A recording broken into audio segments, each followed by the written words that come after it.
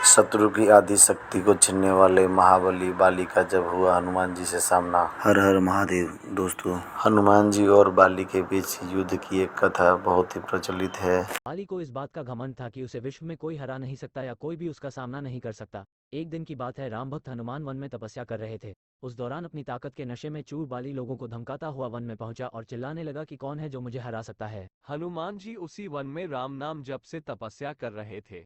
बाली के चिल्लाने से उनकी तपस्या में विघ्न हो रहा था।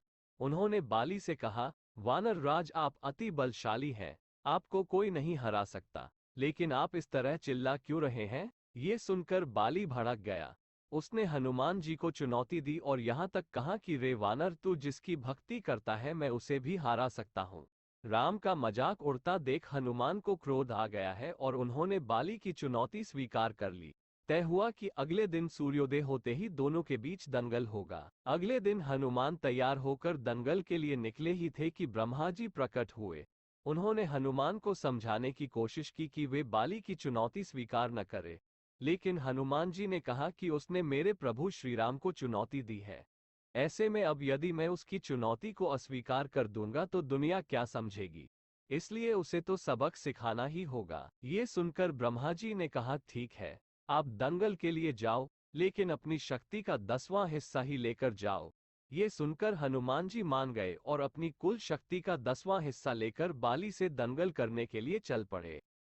दंगल के मैदान में हनुमान जी ने जैसे ही बाली के सामने अपना कदम रखा, ब्रह्मा जी के वरदान के अनुसार हनुमान जी की शक्ति का आधा हिस्सा बाली के शरीर में समाने लगा।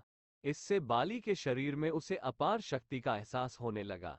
उसे लगा जैसे ताकत का कोई समंदर शरीर में हिलोरे ले रहा हो। चंद पलों के बाद बाली को लगने लगा मानो उसके शरीर की नसें फटने वाली है और रक्त बाहर निकलने ही वाला है। तभी अचानक ही वहां ब्रह्मा जी प्रकट हुए और उन्होंने बाली से कहा कि खुद को जिंदा रखना चाहते हो तो तुरंत ही हनुमान से कोसों दूर भाग जाओ, अन्यथा तुम्हारा शरीर फट जाएगा। बाली को कुछ समझ में नहीं आया, लेकिन वह ब्रह्मा जी को यूं प्रकट देखकर समझ गया कि कुछ गड़बड़ है और वह वहां से तुरंत ही भाग खड़ा हुआ। बहुत दूर जाने के बाद उसे राहत मिली, शरीर में हल्कापन लगने लगा।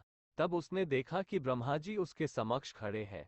तब ब्रह्मा जी ने कहा कि तुम खुद को दुनिया में सबसे शक्तिशाली समझते हो, लेकिन तुम्हारा शरीर हनुमान की शक्ति का छोटा सा हिस्सा भी नहीं संभाल पा रहा है।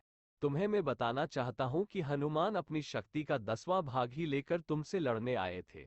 सोचो, यदि संपूर्ण भाग लेकर आते तो क्या होता? बाली यह जानकर समझ गया कि मैंने बहुत बड़ी भूल की थी। बाद में बाली ने हनुमान जी को दंडवत प्रणाम किया और बोला, अथाह बल होते हुए भी हनुमान जी शांत रहते हैं और राम भजन गाते रहते हैं और